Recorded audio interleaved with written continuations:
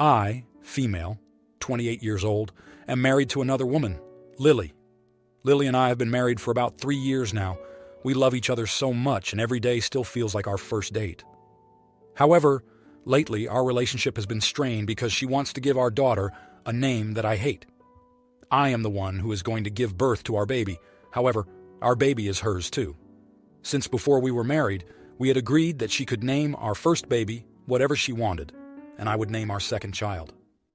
She has reviewed baby names and told me about some, but I really hadn't paid much attention until a couple of weeks ago when I was working on something. And she was talking to me about the 2 names she had decided on. She mentioned Jocelyn, and then I laughed and asked if it was some kind of joke. She asked me why it would be a joke, and I understood that she was being serious. The problem with Jocelyn is that it is the name of the person who bullied me for at least 5 years in a row. It was the kind of situation where your bullies pretend to be your friends and say, "It's all a joke," so many times that even you believe it. I ended up really affected by that whole situation. Bullying was practically every day.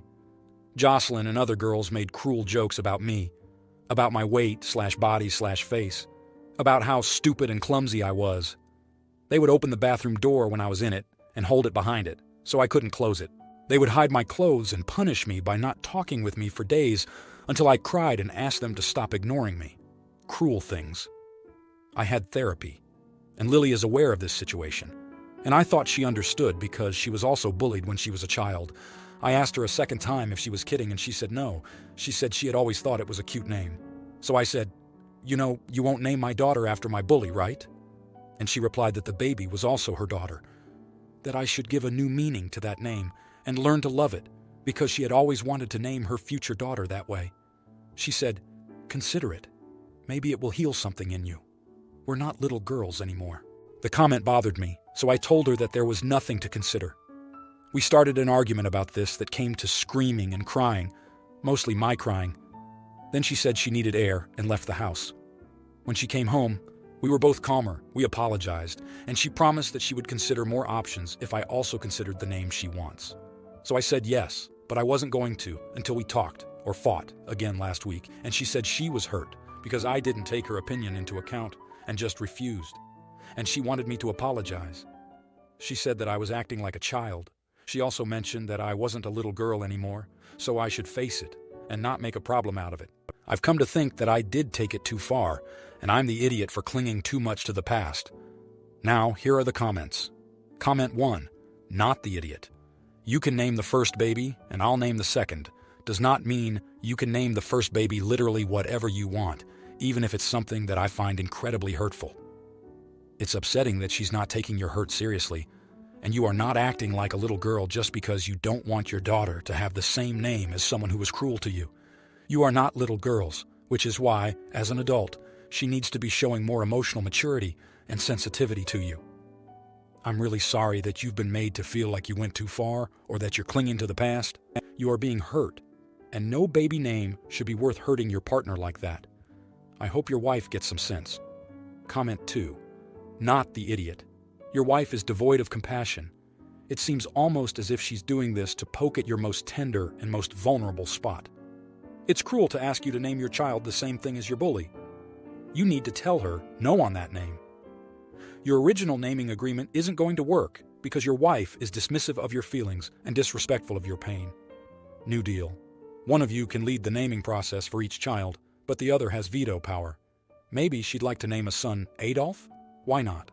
Comment 3. Since before we were married, we had agreed that she could name our first baby whatever she wanted, and I would name our second child. Well, I screamed at my wife and called her an idiot too. This was a ridiculous agreement. Naming a child isn't like taking turns to choose what movie you'll watch on Netflix. People that can't even agree on a baby's name shouldn't be having a baby. Everyone sucks here, everybody sucks here. Now, for the next story. So me, 28-year-old, and my wife, 27-year-old, have been married for almost 2 years. We both work full-time, and we both share our finances in one joint account and have 2 separate accounts. Recently, after working my butt off for 5 years, I was able to pay off my student loan, and I also switched to a different company. So my salary also increased 1.5 times more than my wife's. Now, I was pretty excited because I wanted to buy a car, but my wife asked me instead of buying a car, I should help her with her student loan. Now, I was already contributing 65% to our joint account expenses, and I genuinely wanted to buy a car because aside from owning a 200cc bike, I have never owned a car in my life. So, I told my wife that I want to buy a car, which will be helpful to both of us because I can drop pickup her every day, so she will also save time.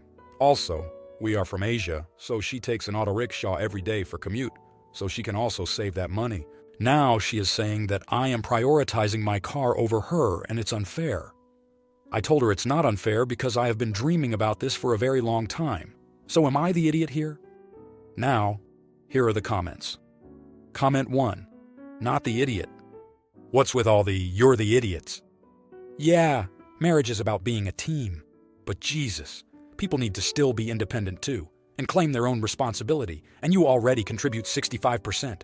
They're her student loans. She took them out on her own the same way you did. She should pay them.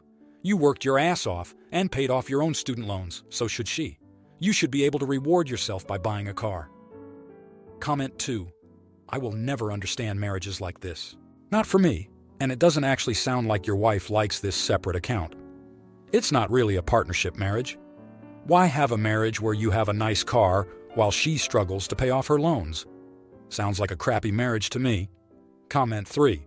Not the idiot. I feel like if the genders were reversed, a lot of the "you're the idiot" responses would also be reversed. Reddit would be positively incensed if a man was demanding a woman pay off his student loans. Now, for the next story. I have a friend who is potentially losing her apartment.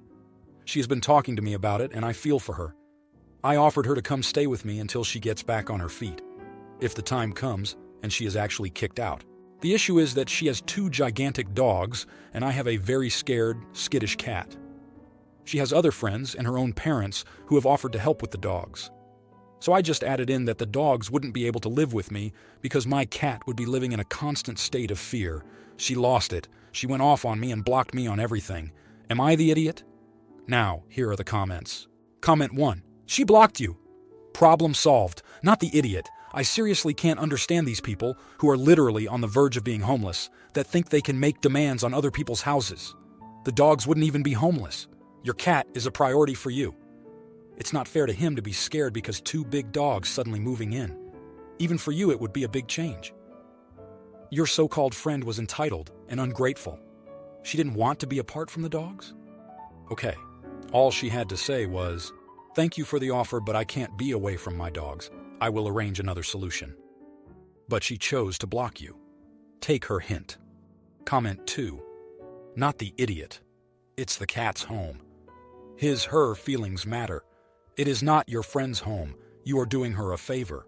You aren't telling her to give up her dogs for good, just to temporarily use one of the many options where they could live apart from her, but she could still visit. And people who get cross with you because the favor you are doing for them doesn't meet their exact terms are trash. You don't need a friend like that. Comment 3. Not the idiot. You are offering your home to her, and the least she can do is to thank you and compromise, especially because you have a cat. Now, for the next story. So I work at a daycare center that happens to be short-staffed at the moment. My official job title is supervisor, freshly promoted. I was the supervisor for a closing shift, a particularly hectic one, and I had gotten stressed because all of the parents were coming in to pick up their kids at once. In the middle of the rush, a parent came in needing to use our restroom badly. One of those parents who hardly ever says anything, just a thank you, out the door. Also on a very expensive unlimited package plan with us. The problem was one of our trusted employees, Jo, a front desk lady, had gotten someone to come up front to help her so she could use the restroom. At the exact same time as our parent. The guy had to go so badly he said he needed to wait for our bathroom. He was doing a dance with his legs and clearly uncomfortable. Basically, I hurried to knock on the bathroom door and told Jo to come out so the parent could use the bathroom, take his kid, and leave. Jo came out looking upset, but I ignored it and told the guy waiting to use it. I figured since she called someone up front to take her spot, she could just wait and use it right after our customer left. That's what she did. I thought everything was fine, but she confronted me after everyone else had left about being disrespectful towards her and how it upset her to be thrown out of the bathroom after she'd been up front for a long time dealing with customers. I tried to explain I wanted to put the customer first to make us appear better, as well as clear the crowded lobby and get a kid home quicker. I was stressed with how the day had gone previously and apologized, but she still seemed upset with me. She told me since she'd been at the company for far longer than me, and because she was much older than me, she deserved respect from me. I think this may cause tension in the future because I didn't know what to say. That's how it ended, and I haven't had to work a shift with her since. But I just want to know, was I the idiot in this scenario? Now, here are the comments. Comment 1. You're the idiot. If you are in the United States, virtually every state has a Human Rights Act that requires employers to provide for their employees necessary human comforts. This is a fancy way to say that you need to make sure that they have a pot to piss in when needed. So, way to go. Your actions may have been illegal. Even setting the law aside, you used your authority as the boss to kick an employee out of the bathroom. You are now literally the boss under whom your workers cannot even take a piss without permission. You already said that you are short-staffed. Do you think you are going to retain your workers if you are seen as a tyrant? Being the AH right now should be the least of your worries. Stop with the BS about putting a customer first and reflect on the fact that you have acted completely incompetent in your role. Comment 2. You're the idiot. A failure to plan on the customer's part does not constitute an emergency on Joe. The bathroom was in use, and it is your role as a supervisor to support your employees. Kicking one out of the bathroom is in poor form and a misuse of your position. I'd be complaining to HR about you if I were Joe. Supervisor fail. Comment 3. You're the idiot. The dude can wait. You totally overstepped. Customer-centric focus is one thing. Kicking someone out of a restroom is being the pale. Joe's line that she deserves respect from you because she's older is nonsense. But nobody of any age deserves that kind of disrespect. Now, for the next story. My daughter's husband has ADHD. I am aware of ADHD and the nuances and symptoms since my daughter has it as well. But, at least from my point of view, he does nothing to cope or combat it in any way. As a result, I have witnessed him acting extremely negligent to his duties as an adult partner. I don't mean emotionally or anything, because they can be very sweet together. I mean he's 100% the type of guy who has to be asked 5 times to take the trash out and still doesn't do it. But every house chore falls onto my daughter. Even right after she gave birth, he didn't do a single load of laundry, a single dish, walk the dog, or change a diaper.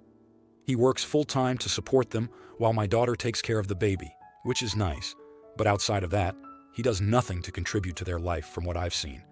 He is oblivious to the fact that she's speaking to him half of the time, and she ends up just sitting there talking to herself while he stares at his phone or spaces out. All of which he attributes to his ADHD, claiming he has executive dysfunction, or that he gets sidetracked, overwhelmed by multiple chores, and starts to get frustrated. She has to call his name over and over again, repeatedly say, "Hello, I'm speaking to you," for him to even glance up from his phone when she's sitting 2 feet away from him. He's so not in tune with his surroundings that if the baby cries and she asks him to pitch in and help, he expects to be told what's wrong with the baby, how to help, where to find everything, because he wasn't paying any attention. So if she needs him to help with the baby, she's still not getting whatever else she needs to get done finished, because she's standing there and walking him through step by step, repeating herself, and still doing 100% of the mental load. She seems so frustrated and upset. I watched this happen on countless visits, and I just had enough of it this time. I watched for a week while my daughter did everything, cooked every meal, cleaned everything, did every feeding, changed every diaper. She did it or I did it, and not once did her husband even offer to help or notice. When we did things all together, he was constantly talking over my daughter, zoning out, or completely not even paying attention, and she has to repeat herself over and over again. Finally, I snapped, cleared my throat, and asked, "Why are you ignoring your wife when she's talking to you?" He started scrambling and trying to explain that it's just that he has ADHD and can't help it, and I told him that having ADHD doesn't give him an excuse to treat my daughter like she's invisible, and if that's the extent to which it affects him, he needs to see a doctor and get medication. His face got really red and he looked like he was about to cry, and I have to admit that I do feel bad for that, but at the same time, I think he needed to know. My daughter is saying she agrees, but says that I owe him an apology for my tone, or I won't be invited back to visit. Am I the idiot? If you liked this video, you'll probably like these too. Also, while you're here, please consider subscribing It's your support that keeps this channel alive and allows me to make better and longer videos. Have a great day. Have a great